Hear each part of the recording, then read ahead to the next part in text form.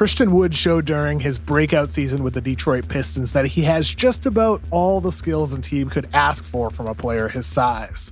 At 6'11" with a 7'4" wingspan, he can finish with power inside, reliably shoot threes, and score off the dribble. On defense, he can block shots and switch some screens. Wood just turned 25 years old and could be entering his prime. In this video, I'm going to break down Wood's versatile game and his potential to be the steal of the offseason. Wood hit 80% of his shots taken when rolling to the rim in the pick and roll last season, which is one of the best marks in the league. He's a vertical athlete who can sky above defenders to finish lobs, but he's got more skill than jumping ability. Wood has the soft hands of a wide receiver to catch tough passes, a vital skill, since a dunk isn't always available. I'm sure Julio Jones would be proud of Wood for this nasty grab right here. If he's away from the rim, he's capable of just tossing up a floater to get it over a big defender. He can also get to the rim using his dribble for loud dunks, drive and score against contact, and finish fluidly using his offhand. Wood's greatest value is his flexibility. Last season with the Pistons, he usually had to share the court with either Andre Drummond or Blake Griffin. When Blake was spacing the floor from three or handling the ball, Wood was capable of rolling down the lane and playing inside. When Blake or Drummond were inside, Wood could spot up or pick and pop on the outside. Overall, he shot 39% on his threes, and he was comfortable from above the break or from the corners. Teams can use Wood all over the court. Wood's production as a roller and shooter is impressive. He shot higher on rolls to the rim than any other big who's also attempted at least 10 three-pointers. There aren't many bigs who did both at a high volume, and many of the other players who shot a high percentage in both had pure passers delivering them the ball, such as John Collins, who had Trae Young, or Brandon Clark, who had Ja Morant.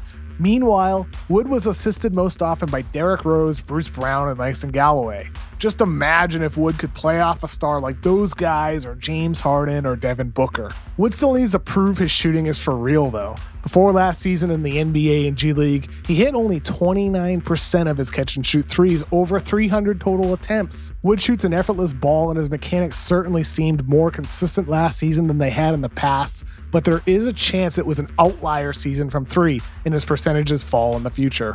If Wood keeps up his shooting success, he has shot creation skills that would separate him from high-end role players who are more reliant on others to get their buckets. Wood can get his own by decisively attacking closeouts and then driving with purpose. Or he can get fed the ball at the end of the clock and bury defenders alive. Guys this tall aren't supposed to handle the ball so fluidly, and Wood uses his skills to also hit shots off the bounce. Wood shot only 33% on pull-up jumpers, but that's a passable number for a big. Wood's production boomed once the Pistons traded Drummond in February. He averaged about 20 and 10 in 12 games as a starter after excelling over 50 games off the bench. All of these numbers serve as just a small sample, but his level of production as a starter in Detroit was consistent with what he did off the bench per 36 minutes with the Pistons earlier in the season and both the Pelicans and Bucks the past season. There's now been 3 consecutive years of considerable, steady improvement from Wood. I wrote a story for TheRinger.com about Wood's journey from going undrafted in 2015, struggling early in his career, and then getting cut from a team in the Chinese Basketball Association back in 2017. Wood told me that was the turning point for his entire career. Here's a clip from that interview. I was stuck. I was lost. I didn't even think I was going to get a job. So once I got cut from China, that's when everything clicked for me. That's when I knew like I had to, turn the tables and, show up every night and be a whole different type of player than anybody said I was. Scouts and executives said he was immature, inconsistent, and undisciplined. And after his 2 seasons at UNLV, they weren't exactly wrong about that. He took a lot of bad shots, made poor decisions on the court, and he often let his offensive production dictate his defensive energy. And they worry still that after he receives a big contract, that he could revert back to some of those bad habits. It's not like we haven't seen this before, where a guy has a great season and a contract year and then gets his big money and falls off after that. We saw it from Hassan Whiteside just a few years ago. We saw it way back in the 2000s from Mark Blunt, and teams don't want to make that mistake again when at a minimum, he's going to make $9.3 million annually and maybe at most around $18 million annually. That's a lot to commit to him.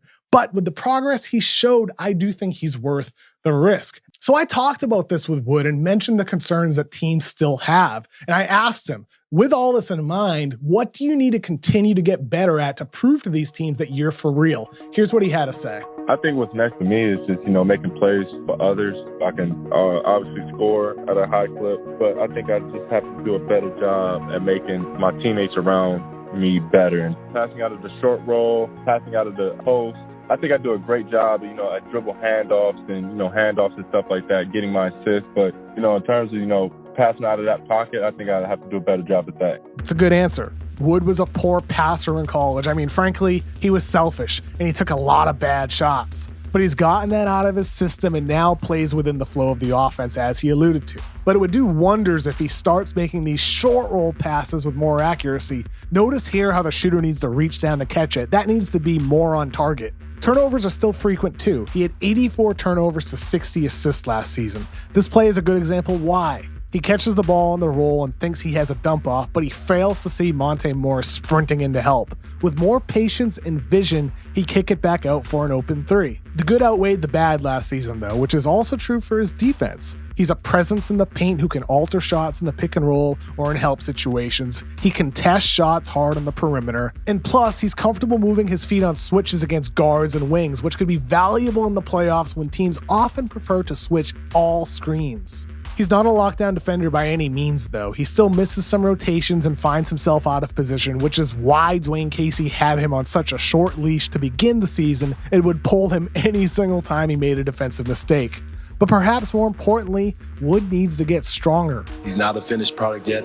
Christian's got to get stronger. This summer, he's got to get in the weight room and make sure he gets stronger. Not as far as bulky, but, get his abs and, his core strength together where he can take some bumps and hits. Wood is at his best against guards and wings because he's too slight against bigs. Watch Anthony Davis plow through him here to ice the game for the Lakers. And right here, it looks like Jokic is dribbling against the air. Wood has become a solid defender, but he still has room to grow. Wood told me the heaviest he weighed last season was 230 pounds, but right now he's down to 220.